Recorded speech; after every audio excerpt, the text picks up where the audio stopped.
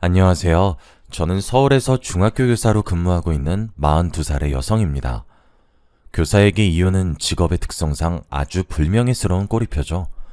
특히 여성에게는 더해서 저는 어떻게든 가정을 지켜보려고 노력했지만 남편의 파렴치한 행동은 도저히 용서할 수 없었어요.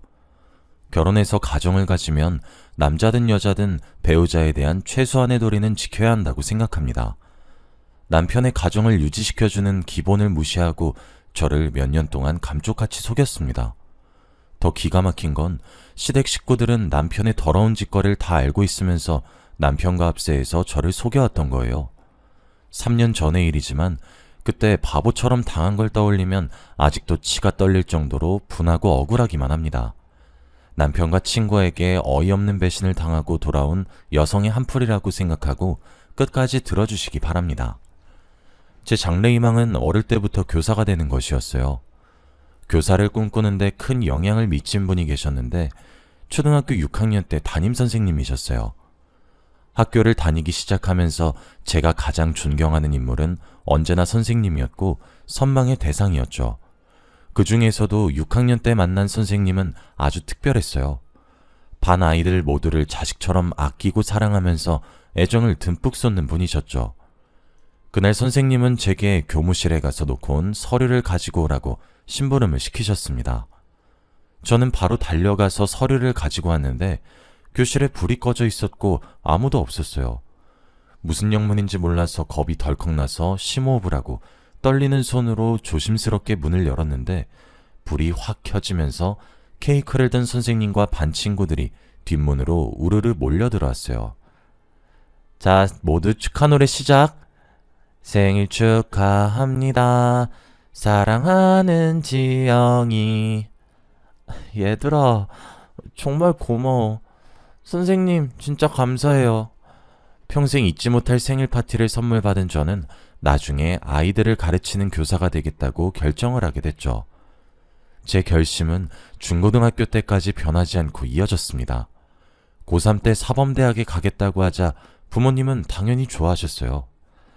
그래, 교사란 직업이 안정적이니까 잘 선택했다. 옆집 민수네 엄마가 그러는데 아직까지 교사가 1등 신부감이래. 엄마는 교사가 안정적이고 출산과 육아에 아주 유리해서 여자에게 좋은 직업이라고 생각하셨죠. 시대가 변해서 저는 꼭 그런 것만 아니라고 여기며 남자보다는 안정적인 직장을 얻는 데 노력했습니다. 저는 무난하게 사범대학에 합격을 했고 같은 과 선배에게 호감을 가지게 되었어요. 그 선배도 저를 좋아하는 눈치였는데 서로 눈치만 보면서 망설이고 있었습니다. 마음 같아서는 제가 먼저 좋아한다고 고백을 하고 싶었는데 여자의 자존심이 허락하지 않았어요. 그래서 선배가 얼른 마음을 열길 기다렸죠. 그러다가 A중학교로 교생 실습을 나가게 됐습니다. A중학교로 실습을 나가는 동기는 딱 3명뿐이었습니다. 그 중에 한 명은 갑자기 엄마가 돌아가시는 바람에 실습에서 중도하차하게 되었어요. 그래서 선배와 제가 단둘이 실습을 하면서 친해지게 되었습니다. 실습하면서 서로 모르는 것이나 고민을 나누다 보니 실습이 끝나기 이틀 전 선배가 집에 가려던 저를 부르더라고요. 은미야, 오늘 나랑 술 한잔 할래? 선배, 왜 그래? 무슨 일이야? 표정이 되게 안 좋아 보여. 교무부장한테 대들었다가 개박살 났거든. 그 자식은 꼭 나만 보면 그러더라. 이번엔 또 뭐라 그랬는데? 요 앞에 호프집 가서 이야기하자. 학교 근처 호프집으로 가서 술잔을 기울이며 선배가 쏟아내는 불평을 가만히 들었습니다. 교무부장은 아주 보수적이고 대학생 신분인 교생들에게 반말을 하면서 갑질을 해대는 질이 안 좋은 교사였어요. 아침마다 직원조회를 할 때도 교생들을 하나씩 불러서 트집을 잡았고 어떤 때는 교생들이 수업을 하고 있으면 양해도 구하지 않고 교실 밖으로 불러냈죠. 학생들이 보는 앞에서 망신을 주는 게 일상이라서 교생들 사이에서 말이 많았습니다. 저도 복도를 지나가다가 교무부장에게 걸려서 다짜고짜 폭언을 들은 적이 있었거든요. 야, 거기 너 대학에서 도대체 뭘 배웠어? 교사가 자신감 있는 목소리랑 열정적인 태도로 수업을 해야지. 기어 들어가는 목소리로 흐느적거린 꼴이라니. 학생들을 휘어잡을 수 있게 크게 말하란 말이야. 알겠어? 네, 부장님. 명심하겠습니다. 교무부장이 일부러 교생들을 깔아뭉개서 자기 지위를 과시하는 걸 알고 있어서 조언을 주의 깊게 듣지도 않았어요. 하지만 말로만 듣던 갑질을 당하니까 무척이나 자존심이 상하더군요. 교무부장은 선배에게도 갑질을 부렸어요. 그날도 선배가 열심히 수업을 하고 있는데 갑자기 뒷문이 열리더니 교무부장이 선배에게 복도로 나오라는 손짓을 했다는 거예요. 선배가 모른 척하고 계속 수업을 하자 열이 받은 교무부장이 이런 식으로 소리를 질렀대요. 야, 거기 너! 내 말 안 들려? 당장 나오라고! 나중에 말씀해 주시면 되는 거 아닙니까? 이런 일이 한두 번도 아니고 지금은 제 수업 시간입니다. 방해하지 말고 나가주세요. 뭐? 참, 성질이 더러운 교무부장이라도 학생들 앞에서 차마 욕은 하지 못하고 무안을 당하고 가버렸다고 해요. 그런데 수업을 마치고 교무실로 가자 교무부장이 화가 잔뜩 난 표정으로 선배에게 막말과 인격적인 모욕을 퍼부었다고 합니다. 선배는 전부터 교사라는 직업에 회의를 느끼고 있었는데 교무부장에게 질리도록 당한 뒤로 진로를 다시 생각하게 되었다고 해요. 나 교사 되는 건 다시 생각해 보려고. 실제로 학교에 나와서 보니까 나랑 교사는 안 맞는 것 같아. 아니야, 선배. 이 학교가 이상한 거라니까? 세상에 저런 교무부장이 어딨어? 다른 학교도 그럴 것 같은데. 사실 이런 곳에 버틸 자신이 없어. 아, 모르겠다. 오늘 그냥 술이나 마시자. 선배는 엉망으로 취할 때까지 술을 마셨고 저도 그만큼 술을 마시는 바람에 순간 기억을 잃고 말았어요. 숙박업소에는 도대체 언제 온 건지 알 수 없어서 얼른 옷을 입고 선배를 깨웠습니다. 선배도 저를 보고 많이 놀랐는지 미안하다고 하더군요. 효정아, 미안해. 내가 왜 그랬지? 너무 취해서 기억이 안 나는데. 내가 무슨 짓 한 건 아니지? 일부러 너랑 자려고 술 먹자 한 건 아니고 나도 너한테 호감이 있어서. 미안하긴 뭐가 미안해. 선배가 먹인 것도 아니고 내가 먹은 건데. 나도 기억은 안 나는데 이러지 말고 해장하면서 이야기하자. 저도 선배를 좋아하고 있었고 선배와 교제하면 어떨까 많이 상상해봐서 기분 나쁘진 않았어요. 선배와 숙박업소 근처에 있는 국밥집에 들어가서 해장을 한 뒤 진지하게 만나보자는 이야기를 했죠. 선배와 연애하면서 저는 임용고시 준비를, 선배는 취직 준비를 하면서 만남을 이어갔습니다. 그때부터 선배를 오빠라고 부르면서 말도 놓고 편하게 지냈습니다. 저는 무난하게 임용고시를 치르고 중학교에서 교사로 근무를 시작했습니다. 오빠는 선배가 운영하는 벤처 사무실에서 일하게 되었죠. 당장 큰 돈을 벌지는 못해도 앞으로 전망은 아주 밝다고 했어요. 지금 당장 돈벌이를 제대로 하지 못하고 있다 보니 오빠 정도 실력이면 임용고시는 충분히 통과했을 텐데 아쉬운 마음이 들더군요. 그렇지만 오빠가 오랫동안 심사숙고해서 결정한 일이니 두말하지 않고 믿어보려고 했습니다. 어느덧 시간이 지나 2년 정도가 흘렀어요. 결혼할 나이가 되었고 오빠에게 큰 흠이 있지도 않고 좋은 사람이라는 걸 알고 있어서 결혼 이야기도 슬슬 꺼내고 있을 때였습니다. 오빠와 함께 시어머니를 찾아가니 의외의 반응을 보이시더군요. 우선 급한 대로 내가 아파트 하나 장만해놨다. 평수가 작지만 둘이 살긴 괜찮을 거야. 부지런히 돈 모아서 애 생기면 큰 집으로 옮겨. 말은 이렇게 하셔도 표정만은 아주 떨떠름하셨습니다. 어쩔 수 없이 결혼시킨다는 듯한 느낌으로 말씀하셔서 저도 기분이 언짢아졌죠. 그래도 저희는 시댁에서 마련해준 아파트에서 신혼생활을 시작하게 되었습니다. 그 아파트에서 제대로 지낸 날도 1년 정도밖에 되지 않았죠. 지방에 있는 중학교로 발령이 나버려서 졸지에 주말부부 신세가 되어버렸거든요. 오빠와 함께 자녀 계획을 세우고 있어서 발령 가기 전에 많은 이야기를 나누었습니다. 아이 가지면 육아도 문제가 될 텐데 자녀 계획을 좀 미뤄야 할까? 애 갖는 건 다시 생각해보자. 3년만 지나면 교원 정기 인사이동 때 다시 서울로 올 수 있을 거야. 그래, 우선은 애 만들기 전에 열심히 벌어서 돈이나 모으고 있게. 요즘은 애 없는 부부도 많이 있으니까요. 자녀 계획을 미루는 것도 나쁘지 않다고 생각했어요.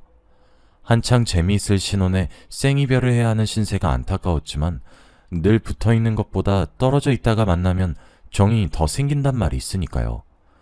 정신없이 지방으로 내려가 낯선 곳에서 적응하려고 노력했죠.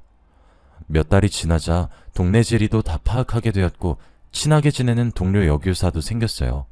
이름은 한수정이란 수학교사였고 나이는 저보다 3살 아래였습니다.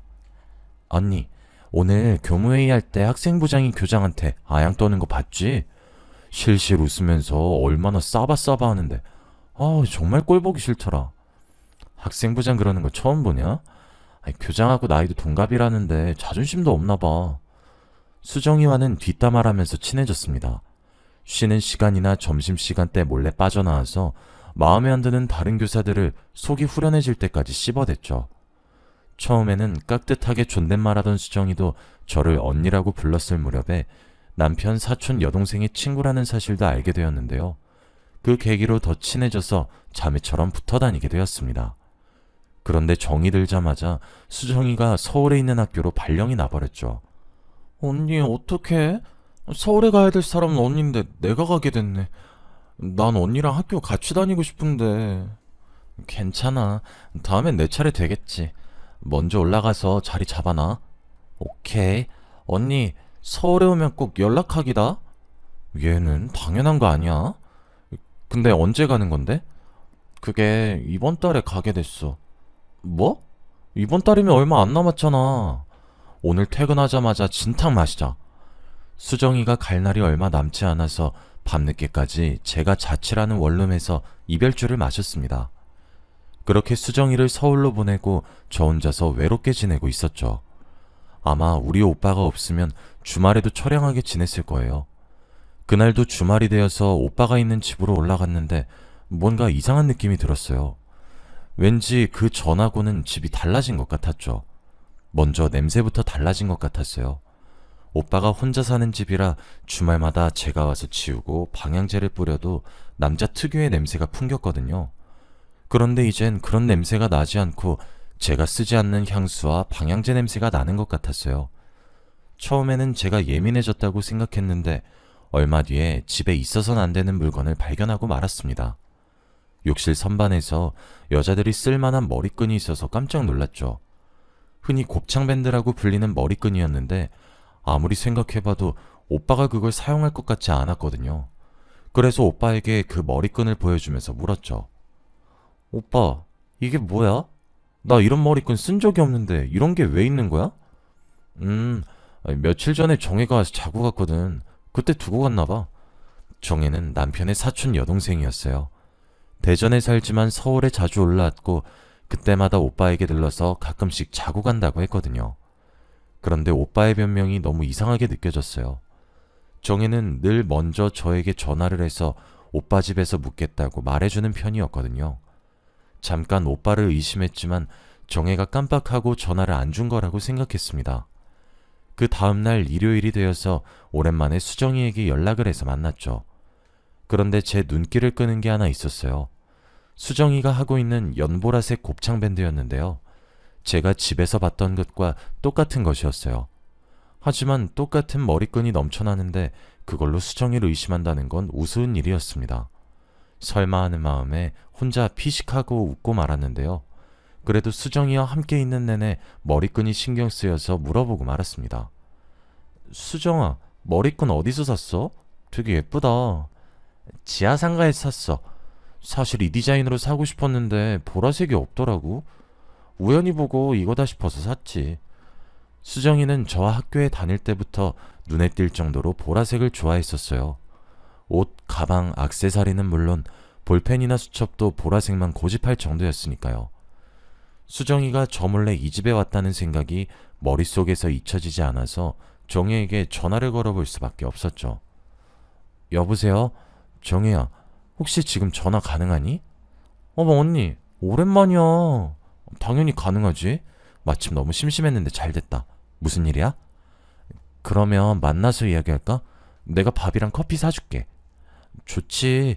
나 오늘 완전 프리해. 당장 서울로 고고싱 할게. 정혜를 만나서 밥을 먹고 커피를 마신 다음에 백화점에 들렀어요. 날씨가 너무 더워서 시원한 백화점 안에서 아이 쇼핑을 하려고 했죠. 그런데 보라색 머리끈이 눈에 띄어서 정혜에게 사주겠다고 내밀어 보았어요. 정혜야, 이 머리끈 어때? 보라색이 예쁘네. 하나 사줄게. 아이, 언니. 난 보라색이 안 어울려. 저번에 보라색 샀다가 애들이 엄청 뭐라 해서 혼났어. 보라색 말고 노란색 사주면 안 돼? 정혜는 보라색이 아니라 노란색 곱창 밴드를 고르더라고요. 그래서 정혜한테 묻고 말았습니다. 정혜야, 혹시 너 나한테 말 안 하고 우리 집 온 적 있어? 어? 나 그런 적 없는데? 나 항상 갈 때마다 언니한테 말했잖아. 정혜 말을 듣고 나니 화가 치밀어 올랐습니다. 저한테 말도 안 하고 여자를 재운 것도 모자라 저를 속이다뇨. 그래서 바로 오빠에게 전화를 해서 물어보았지만 오빠의 대답은 한결같았습니다. 갑자기 그 이야기는 왜 또 꺼내는 건데? 정혜가 기억을 못하는 거겠지. 정혜 바꿔봐. 애꿎은 정혜한테 화풀이를 하려고 하길래 저는 됐다고 했죠. 제대로 된 증거를 확인해봐야겠다는 생각에 얼른 정혜와 헤어지고 오빠와 살던 집으로 돌아왔습니다. 그래서 관리사무소에 가서 CCTV를 보여달라고 했죠. CCTV요? 무슨 일 있으셨길래 갑자기 물어보시는 거죠? 남편이 바람 피는 것 같아서 그래요. 딱 한 번만 보여주시면 안 될까요? 그건 곤란합니다. 주민이라고 다 공개해드리는 게 아니라 경찰이 정식으로 요청했을 때만 보여드리고 있어요. 저도 알아요. 그런데 여자가 다녀간 흔적이 보여서 그래요. 비밀로 할 테니까 조금만 보여주세요. 네? 이혼 이야기까지 꺼내면서 직원에게 사정하니까 망설이다가 제게 서류를 내밀더니 사인을 해달라고 하더군요. 여기서 보기만 하셔야 합니다. 영상 휴대폰 같은 걸로 촬영하시면 안 돼요. 그리고 어떤 이유로든 영상을 증거로 쓰시려면 경찰의 허락을 받아오셔야 해요. 직원은 제가 말한 해당 날짜를 찾아서 엘리베이터 앞을 찍은 동영상을 보여주었어요. 시간이 오후쯤으로 빠르게 돌아가다가 엘리베이터 앞으로 한 여성이 다가오자 빠르게 감기를 멈추었죠.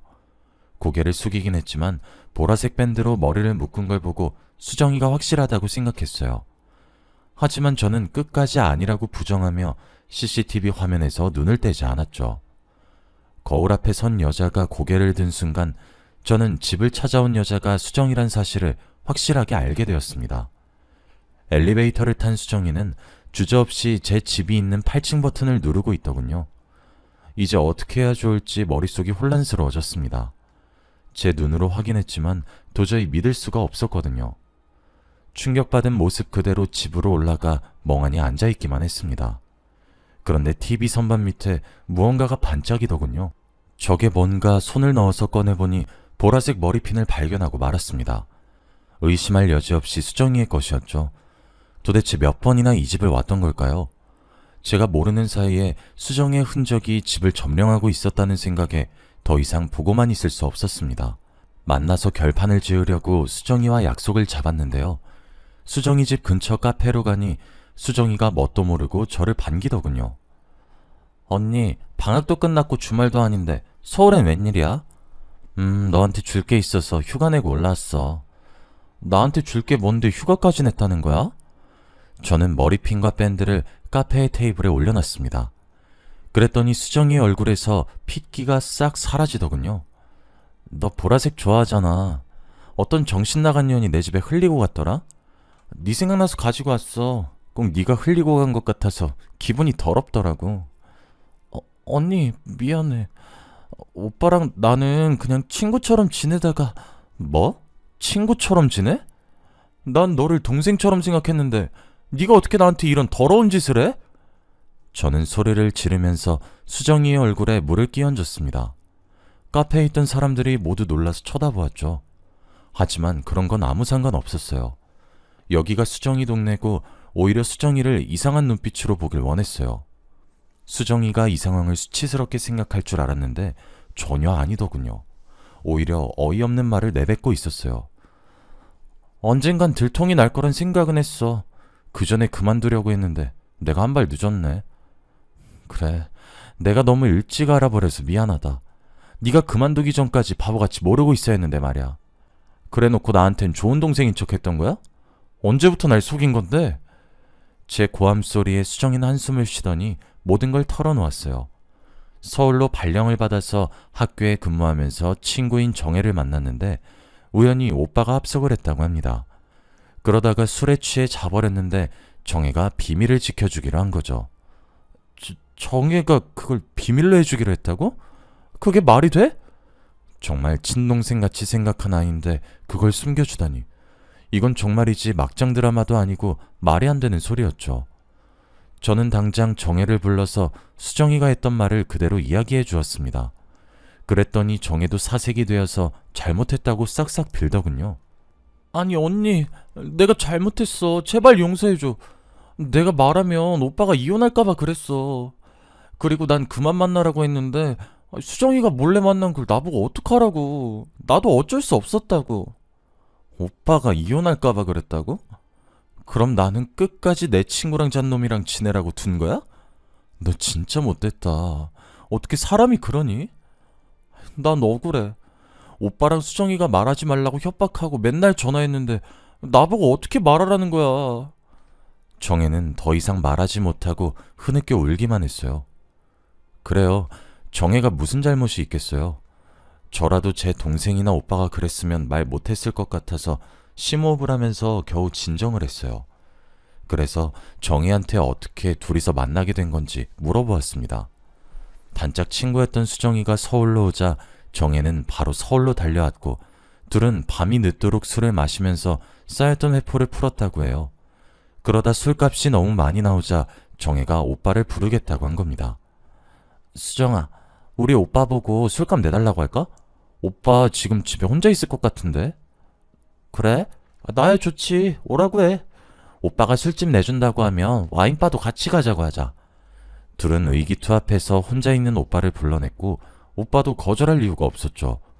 정혜와 수정이 있는 술집으로 와서는 같이 술을 마시기 시작했습니다. 수정아, 우리 오빠가 술값 내준대. 와인바도 같이 가주겠대. 엄청 멋있지? 정혜야, 입에 침이나 바르고 그런 소리 해라. 맨날 배 나온 아저씨라고 타박만 하더니 왜 이래? 몰라서 물어. 비행기 태워줬으니 한턱 쏘라는 거지. 알았어. 오늘은 내가 다 쏠게. 정혜는 술에 취했지만 수정과 오빠가 여러 번 눈이 마주치고 묘한 분위기가 풍긴다는 사실을 알아차렸다고 합니다. 그러다 새벽까지 같이 술을 마셨고 수정이는 술에 취할수록 오빠에게 아양을 떨었다고 하죠.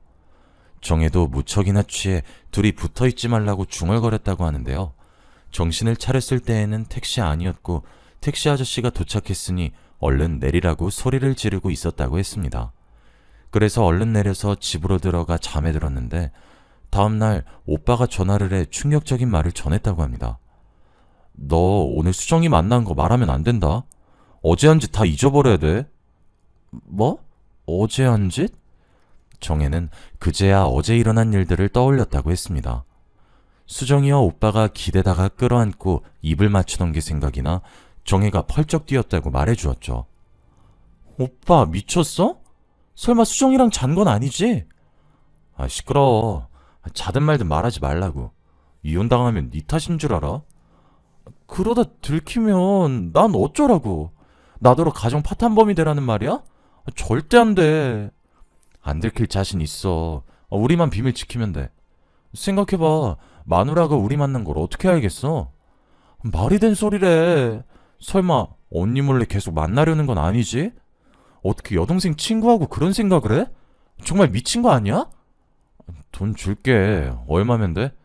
너 얼마 전에 돈 필요하다고 했잖아. 여기서 돈 이야기가 왜 나와? 내가 오빠처럼 미친놈인 줄 알아? 너 여기서 언니 편 들어서 오빠 이혼당하게 만들래? 아니면 내 돈 받고 조용히 있을래? 어떻게 그런 비밀을 만들어? 난 못해. 난 언니한테 그런 비밀 못 만든다고. 거짓말 해달라는 게 아니라 모르는 척 입 닫고 있으면 된다니까? 그게 왜 어려운 건데? 내가 너 예전에 도둑질하다가 경찰서 간 거 엄마한테 확 말해버린다? 중학생 때 일을 왜 또 꺼내는 건데?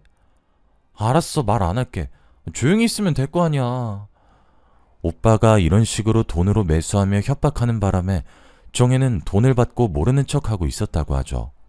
수정이도 제 남편이란 걸 뻔히 알면서 오빠를 만난 이유가 따로 있었습니다.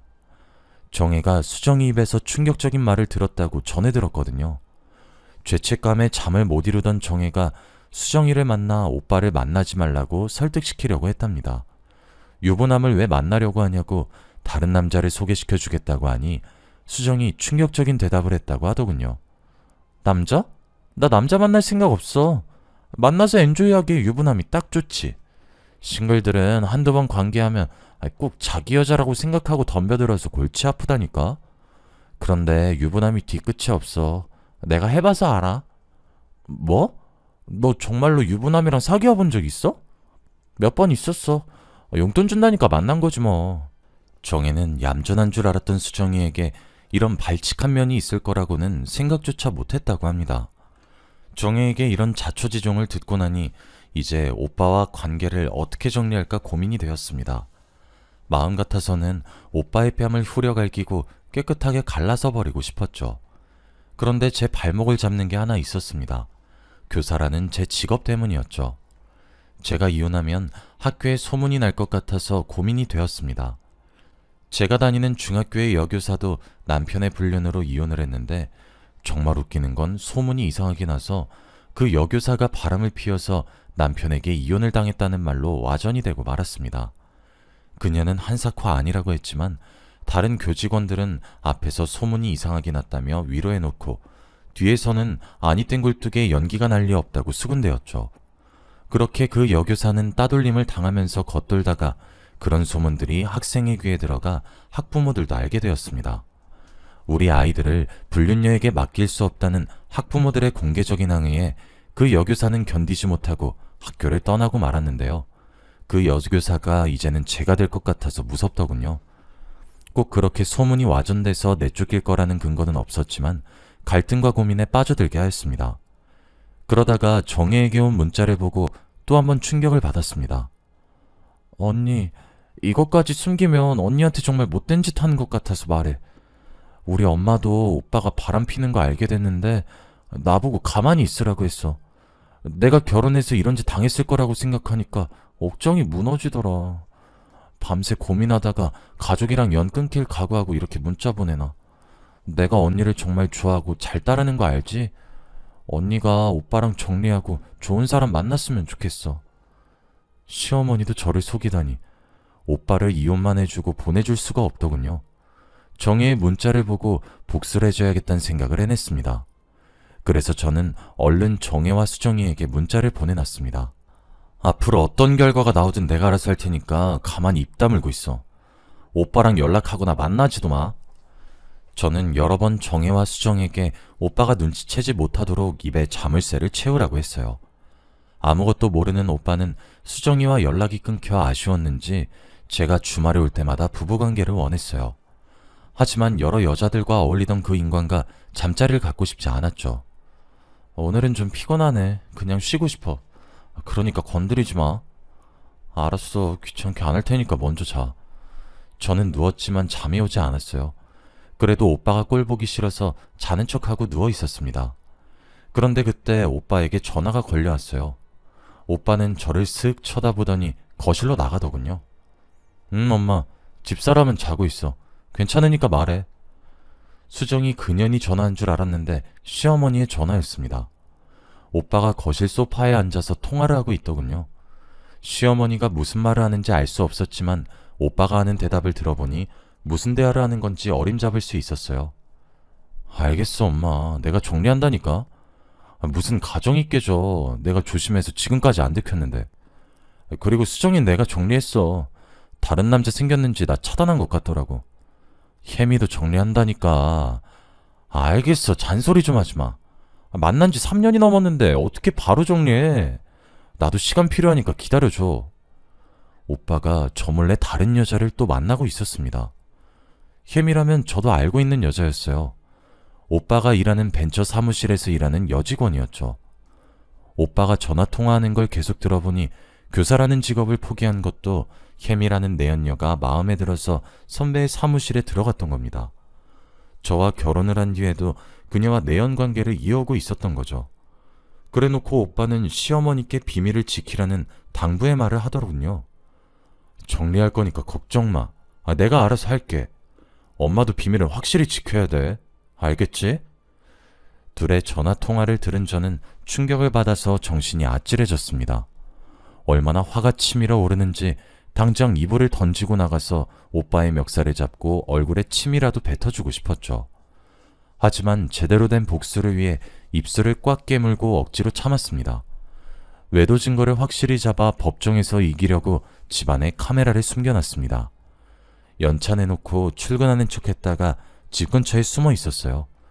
역시나 남편이란 작자는 제가 지방으로 내려갔다고 휴가까지 냈는지 사무실에 가지 않고 혜미란 여자를 데리고 왔더군요. 오빠와 혜미가 엘리베이터를 타고 올라가자마자 따라갔습니다. 현관문 앞에 서 있는데 둘이 히히덕거리는 게 들리더군요. 둘의 외도가 확실히 찍힐 때까지 기다렸습니다. 그리고 갑자기 문을 열고 들어갔죠. 지금 잘하는 짓이다. 나 몰래 이러고 다니니까 좋아?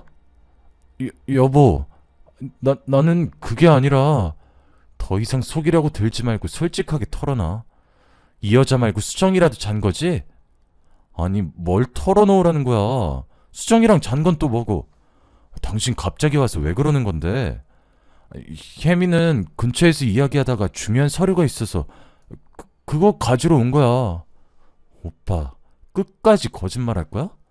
정혜랑 수정이가 전부 다 말했다고. 당신이 진짜 이 집에 들어와서 서류만 확인했는지 몰라도 당신이 이 여자랑 한 짓도 카메라에 찍혔어. 제가 숨겨놓은 카메라를 꺼내니까 오빠가 놀라서 입이 딱 벌어졌습니다. 하지만 끝까지 아니라고 혜미 눈에 뭐가 들어가서 봐준 거라고 하는데 가짜는 변명을 늘어놓는 오빠의 뺨을 힘껏 갈겨버리고 말았죠. 이 미친놈아, 이렇게까지 다 들켜놓고 거짓말을 해? 당신 이혼소송 당하면 재산이란 재산 다 뺏길 줄 알아. 내가 곧 죽어도 당신 빈털터리 만들 거라고. 여보, 혼자 있다 보니 너무 외로워서 그랬어. 정말 미안해. 내가 미쳐서 해선 안 되는 짓을 저질렀어. 한 번만 용서해줘. 뭐? 용서? 필요 없어. 당장 이혼해. 너 같은 바람둥이에 거짓말쟁이하고는 같이 못 살아. 정혜고 수정이가 증인이고 이 동영상이 증거니까 7년을 속인 대가는 내가 전부 받아낼 테니까 도망가지 말고 있어. 당신 어디가? 짐은 갑자기 왜 싸는데? 우리 대화하자. 오해가 있으면 대화를 해야지. 이거 나 대화는 무슨 대화? 내가 사과할 기회까지 줬는데 끝까지 거짓말하려는 사람이랑 대화할 생각 없어. 그리고 나 당신이랑 같이 못 살아. 단 하루라도 한 지붕에서 한 이불 덮고 살 생각 없다고. 그렇게 제가 이혼을 통보하고 집을 나가버렸습니다. 오빠가 또 시어머니에게 일렀는지 시어머니께서 득달같이 절 찾아와서 이혼은 절대 안 된다고 사정을 하더군요. 얘야, 한 번 바람 폈다고 이혼이라니. 누구나 한 번은 실수를 하는 법이잖아. 게다가 넌 교단에서 학생들을 가르치고 있잖아.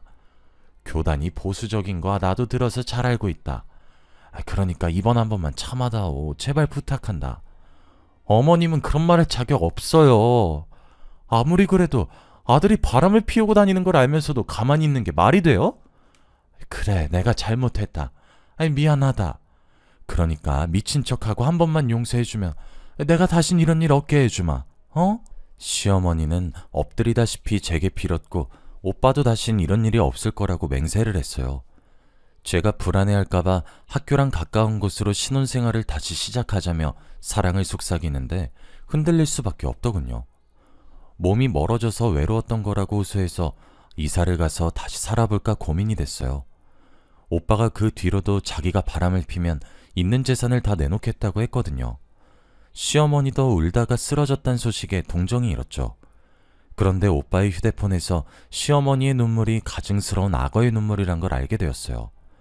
시어머니가 오빠에게 보낸 문자가 아주 소름 끼치더군요. 그년이 이혼하자고 날뛸 때는 성질 죽이느라고 아주 힘들었다. 이혼은 안 된다. 위자료가 너무 아깝잖아.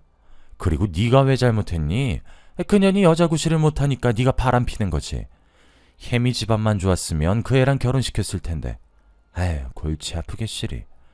그 문자를 보는 순간 뚜껑이 확 열려버렸고 제정신이 아니게 됐어요. 당장 수소문해서 변호사를 선임하고 이혼소송을 해버렸죠. 그리고 시어머니의 얼굴에 소송 서류를 던져버리고 말았습니다.